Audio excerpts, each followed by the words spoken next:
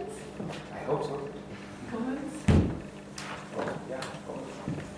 I have a bit of a question. You mentioned previously that no other regional corporation has requested observer status.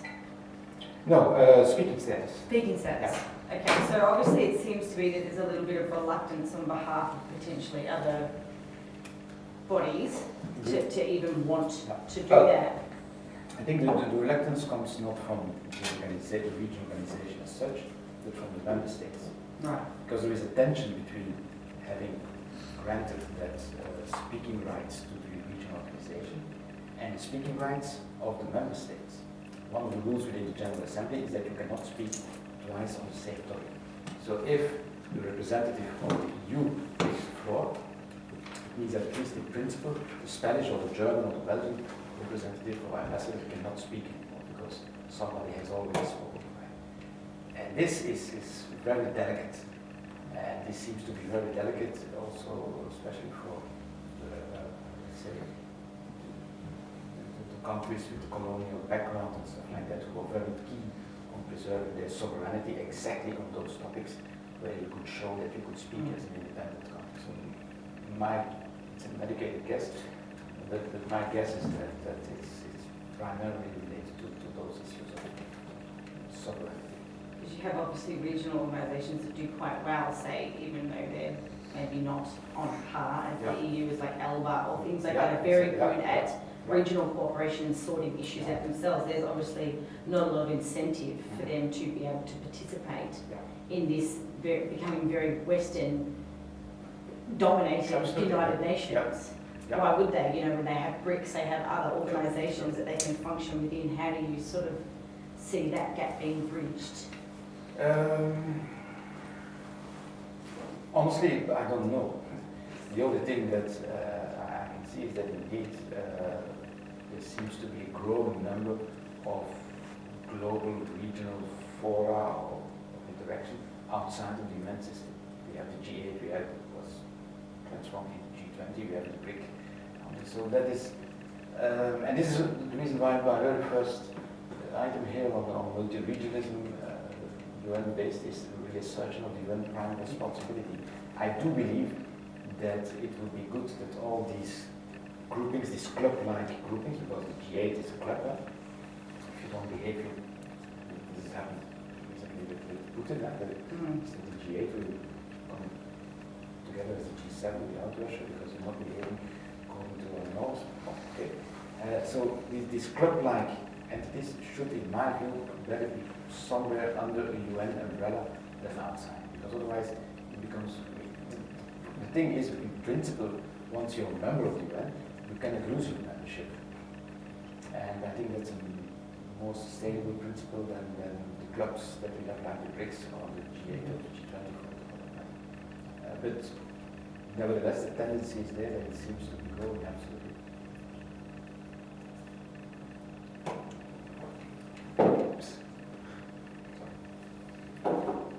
I just wonder about the cost issue.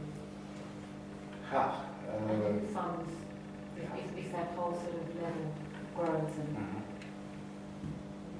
where does the funding descend? Obviously, different states are in different situations where they can afford to fund and have various motivations for funding. Well, you should realize that the EU, being the most developed integration scheme, has a very limited budget.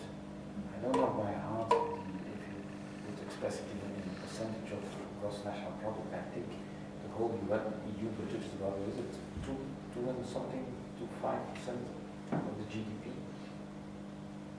If you calculate the number of functionaries in terms of the number of people, then it's way below what the cost price of an individual member state is. So I think it's not the most costly thing to create this region to further enhance the region level. But maybe Pascaline, you have a lot of intelligence on this. Yeah, it would be difficult. I mean, if you look at the budget for the External Action Service, it's very low already. It's not enough to do what Europe wants to do. It's not going to be. And that was because of the member states, actually. With certain member states thinking that actually you should give more money to the external action service, like Belgium, for instance, and others not wanting that to happen at all. So that's, But I would say there is political will to do these things, and the budget should not be a problem. There is obviously an ideology in existence that supports against this kind of thinking in terms of regional and whatnot. So where, and excuse my ignorance, I'm not an IR specialist, but where sort of does the major sort of opposition to taking this agenda forward rest? I think that is that's too dumb a question. No, absolutely no, because it brings us to the heart of the problem, that is the whole notion of sovereignty that was developed at one time to protect states from the influence of forces from outside, be it religious forces, because sovereignty aspects start with religious issues or other states. And so the principle now is that that every state should mind its own business, and that reduces the chances for conflict.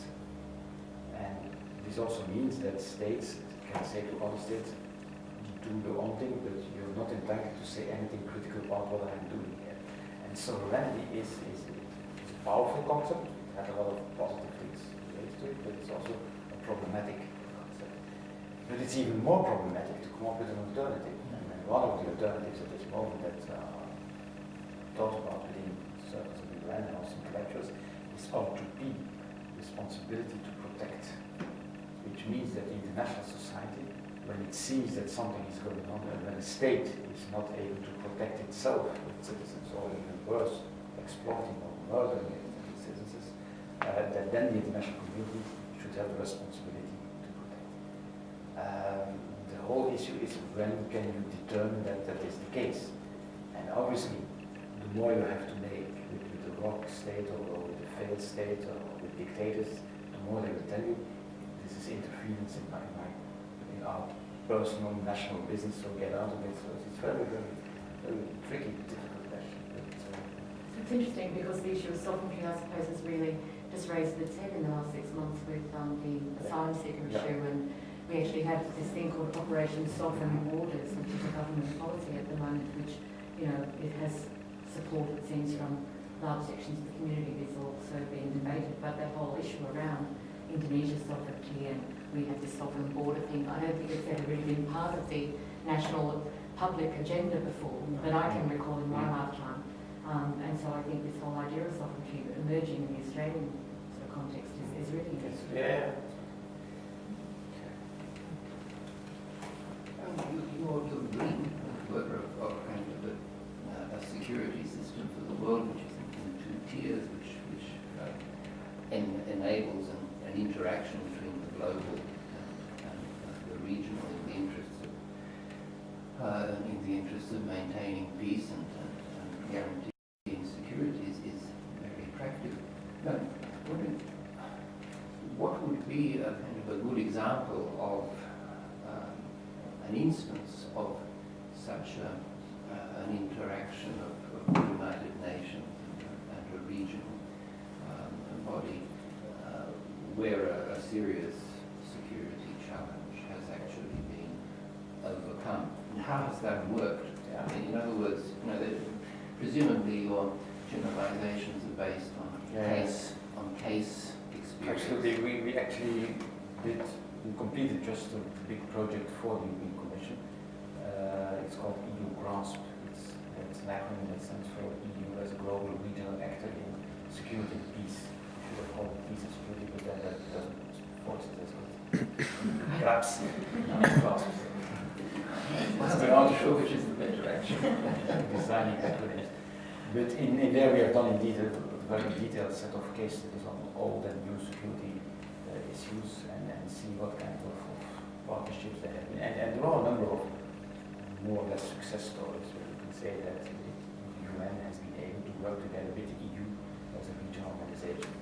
I think in Macedonia, I think in Chad, in Congo, there are a number of really cases where you could see that it makes sense when the blue helmets, because the UN itself doesn't have an army. It always has to back others to say, please, can you give me soldiers, which is the main problem that most of the time it are the least developed countries were the first to say, yes, we will give you soldiers and things like that. And in developed countries, there is a kind of reluctance. But on the other hand, I mean, in Libya, for instance, we also have seen that there was cooperation between the UN and the League of Arab States, which worked at that moment quite well. On other instances, it doesn't work at all. So it always has to do then with the position of let's say, the local hegemons at the region, to what extent they are involved or not. But in Libya, I would say, it made sense. It was even NATO, EU, UN working together at that moment. And there were a number of, but it's all still very limited, I have to say. Probably also because this kind of cooperation structures, when there is a certain crisis, you need some time to get into place and stuff like that. And I think you see also the former expert on that line that with Ukraine, when reality changes so rapidly that it becomes very difficult for the diplomats to follow and to say this is the thing that we're going to do and stuff like that. And probably also to quite some extent pure ignorance of what is going on the field and really the historical aspect. But also there's a lack of a clear idea of what in principle could be the nature of the cooperation between the UN, the European Union, NATO, and individual nation states. Now, of course, in the case of Ukraine, it's almost impossible to have cooperation between the UN and the others because of the veto securities. So there it's unfortunately not even thinkable. Since you went back to World War II and the plans of the United Nations, I did some research on the conflict within the United States on what the United Nations was going to look like. And so there was a conflict between the Secretary of State and Sumner Welles, who was very close to Roosevelt. Sumner Welles wanted a world of regions. Yeah. But Cordell, the Secretary, didn't, because he thought that you would end up having a world of free organizations that would, I forget the exact term he used, that would conflict with one another without the ballast of the smaller states. So what do you think about that in light of recent events? Yeah. Well, there is indeed this risk, but on the one hand you see that regional organizations and regional sphere of influence and regional trade agreements have a tendency to overlap. And you can see that sometimes you have two free trade agreements and then you have a free trade agreement between the two free trade agreements. And so there are ways out of that. But of course it becomes a problem when two regional integration processes are seen as antagonistic and when you force states to choose between one of them. And sometimes I have a little bit of feeling, but again, I'm really not an expert on this. This is one of the problems in Ukraine, that the two poles of attraction, Brussels and Moscow. And the Brussels people will say, you have to choose, you have to come on our side, and then meanwhile you have to move back to the central, The Eurasian integration space, which is of a very different nature as the European integration project, because there you started from the position where you had one big state, the Soviet Republic, with so-called quasi-autonomous, but in reality not really autonomous states. They became independent, and now the tendency is to bring back that some colloquial line, labeled is the holding together integration scheme of Russia. And that's a totally different integration scheme than European. Although at an economic level, the mechanisms, custom unions and stuff like that remains the same. And there's a clash also with the view of the Americans that view the EU as a kind of access, the Americans have on the Eurasian continent, the kind of bridgehead. And so they never agree to have that. So Ukraine is caught in the middle in the issue. I don't know what you think, Mark. Well, Ukraine's own foreign policy until months ago was always multilateral, seeking cooperation in both directions and avoiding choice, or avoiding exclusive choice, making choices situational.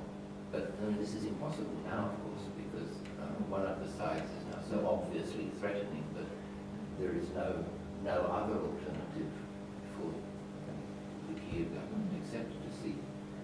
close ally, because And also, otherwise my view is that, as you said, it's one of the parties who is threatening, who is acting. But what you also see is that in the other sides of conflict, the Americans and the Europeans also very soon have been issuing all kinds of statements. And this brings us to opposition theory, which in my view have put the other side in a position that it becomes more and more difficult to seek a way out in a diplomatic way. I mean, Obama a couple of weeks ago visited Brussels.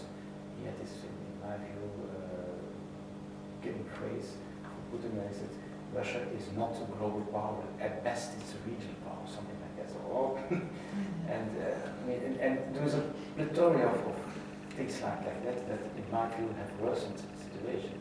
And then you had all kinds of European politicians who suddenly wanted to be at Maidan and make strong statements in the presence of sometimes very nationalist local politicians and stuff like that. So there has been a kind of escalation also in diplomatic language that has, in my view, not helped the situation on the ground. But maybe I'm too superficial in my views on this. well, I mean, you know, there's been rhetorical escalation on one side and military escalation on the other side. They are things that are of different sides. True.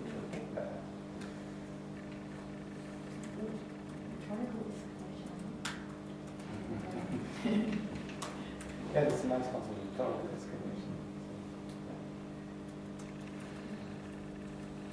Any other questions?